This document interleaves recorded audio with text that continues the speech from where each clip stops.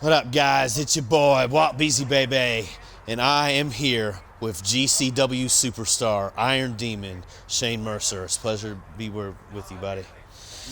Alrighty, let's get to it. So, tell me, I know you were here a lot last year in 2020. Of all the GCW pay-per-views you wrestled here, what would probably be the favorite one that you have from the ones you were on before? Let me see here. If I was gonna narrow it down, I'd probably have to go with me and Tony Deppin's match. That was really one of the first one-on-one challenges here in Indianapolis. Plus, I got to throw somebody in a little ravine there, and a lot of tossing, a lot of crazy stuff that went on that show. It was really pretty memorable. Plus, like the landscape, just looking at the park and everything, it looked beautiful outside that day. So I'd probably go with that one. Speaking of GCW, who would you say would be the superstar that has the biggest breakout potential right now in GCW? Well, right now, it's hard to narrow down, but two popped in my head right now, and that'd probably have to be Jordan Oliver and AJ Gray. Those two have just been making waves now for over a year and doing nothing but continuing to get bigger and better all the time, so I'd go with those two. Let's move on to another realm.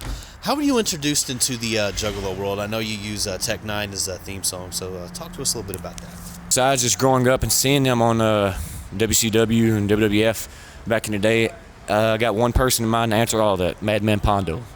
Madman Pondo was the one who really made me dive inside the world of JCW, introduced me to it, brought me backstage to where eventually I became their champion one day. So it's kind of a little story there with all that basis. Awesome. And speaking of that, have you ever been to the gathering of the Juggalos before? No, I'm just kidding. I've been to probably about 4 or 5 of them. Every time I go, there's always some crazy shit. You can edit that out if you don't have shit going on there at the gathering all the time. Yeah, seeing all kinds of stuff going on up there. Love it, crazy time, and Bloody Mania part of it too. Awesome times as always. Have you wrestled for JCW? Yeah, I've been their champion before. Awesome. All right, I'm gonna have to. Wow, can't believe I missed that. All right, and the Collective 2020, that was the final GCW event here. Tell us about your match with All Ego Ethan Page and just your overall thoughts on that weekend. My match with him that night, I was tired as shit. It was like 2 o'clock in the morning, so I think we all was a little bit tired. Expected, because like we were just talking about, I wrestled at the gathering, and their events usually start at like 4 a.m. So it was just a reminder back to that. But yeah, me and him's locked up a few times, but it's always good to wrestle All Ego and seeing him get his breakout now in AEW where he deserves to shine. Absolutely, All Ego is tremendous. And over the next year, what organization would you prefer to go to as far as the major organizations, AEW, WWE, Impact? Man, honestly, I don't have a preference when it comes to that, as long as somebody is willing to bring me in and give me some people to toss. Because I'm just ready to get on the stage and show the world exactly what I got. I don't care what country, what state, what nationality that they speak, anything. I want to go there and just throw people and show the best of what I can do against the best in the world. And now I have 5 rapid-fire names for you that I know you're very familiar with. Just talk a little bit about each one briefly. Ace Austin. Ace Austin, tremendous talent. Ricky Shane Page. Heat, just in general, heat. Man knows how to get it. KG Kevin Gill. Modern day Jimmy Hart. Man is the mouth of the West Coast for sure, definitely. Joey Janela. Trendsetter. Whenever it comes to everything, people hated on him for so long about what he's done, but obviously he's made it work in his own style, and look where we're at today. And then finally for the names, Indianapolis native Nate Webb. Awesome dude. Got to ride with him, and there's a story if you ever get the chance to talk to him about it. Human Frogger. I'll leave that for another time. Sounds like a story for high spots right there. And speaking of Nate Webb, he's known for his comedic antics at times. What's the funniest thing you've seen either in the ring yourself as a participant or backstage that you've seen happen in the ring? Probably heard some rumblings on Twitter, maybe not, I don't know. But I've had some hot-ass hot sauce I carry with me. I got off the show Hot Ones, if you've seen it. There's a plug for you. But if not, it's like 3 away from the hottest one. And there was this guy ring announcing at IWA Mid-South, and I told him to try some because it's some of the stuff I bought from a local store. I lied. But I just wanted to see him burn his mouth out.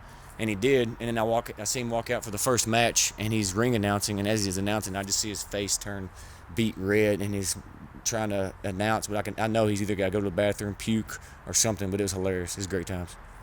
Wow, man. Yeah, I've always been iffy on that hot sauce, man. Just gotta be ready for it.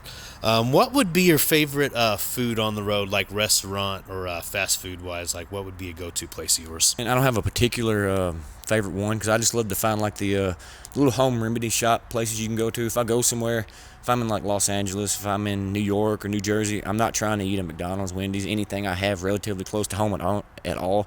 I want to find one of these little hometown mom and dad pop shops where you can just get some of their own little home meals. That's the stuff that stands out to me the most. And who is one wrestler that you just haven't had the chance to wrestle yet that is definitely on your bucket list? One, and it's almost happened like 3 times now, and I feel like the road to it's going to happen someday, and that's Nick Gage. Me and him need to lock up and just rip each other's asses apart. The other one is I don't know why it hasn't happened, and he don't know why it hasn't happened either, and he's even said so himself because we've talked about it, and that's Brian Cage. Me and him need to lock up and push each other to the limit. There you go. There's 2 of them right there. 2 excellent matches that I'm really hoping to see in the very, very near future. And then I got 2 more for you. Best shoot interview you've seen, just that really just entertained you and just really just captivated you. That you've just really seen somebody just really just lay it all out there that you really enjoyed. It's kind of cliche, but I mean I grew up with a dude, and that's The Undertaker's recent deal with his last ride. I love watching his stuff and seeing his journey and, you know, saying goodbye to everybody, because that's part of my childhood, saying goodbye. So I'd be feeling weird if I didn't say him myself watching The Undertaker do that. Better pick than that, one we've all waited for a very, very long time. And then finally, and this is a good one, the biggest lie that's been peddled by wrestlers in the industry and by the fans, separately or together, however you want to answer that. I guess just the overall antics of the locker room. You always hear a lot of bad things about it, and I feel like that's more of a gist of a time period when drugs and things like that used to be real proliferate in the locker room. A lot of times I go in the locker room, I don't see much of that at all, if any. Not saying it don't happen. Obviously it happens in everything, everywhere, but you don't see that, and it's not as bad in the wrestling industry as some would come and put it out to be. So I'd say that. Finally, could you tell us a little bit about your fitness coaching and training that you do outside of the ring? I took a class to Lexington Healing Arts Community back in 2013 or so. I do weight loss specialist, and I did powerlifting for years. I have a state record and a national record, looking to go after a world record at some point when COVID stopped screwing me over on that. But yeah, I just mainly do powerlifting stuff because it's always piqued me, because I came from a 130-pound teenager wanting to become a wrestler, and now I'm 220 trying to go after world records. So that's something that shows me there's no limits on what you can do if you really want it. I don't mean work out till you get tired, work out till you fail, your body fails on you, even though you want to do more. That inner sequence, like that fight or flight response, but in the gym type mentality. That's the type of stuff I like to dive into and talk about training with clients and so forth. Awesome, and everybody watching, you're going to see this man at Bloodsport here in just a couple weeks. Josh Barnett's Bloodsport.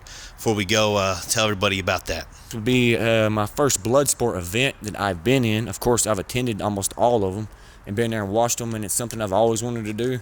I have a martial arts background. I've done jiu-jitsu for years. I've done swimming zao. I did a little bit of taekwondo, and I'm ready to just get in there and mingle with the best of the hybrid of MMA and wrestling and show the world what I'm all about, and bring entitlement into that name, Bloodsport. Awesome. It's been an absolute pleasure, Shane. Thank you very much. No problem. Thank you for having me. This has been your very first Thunder or Blunder interview with Iron Demon Shane Mercer.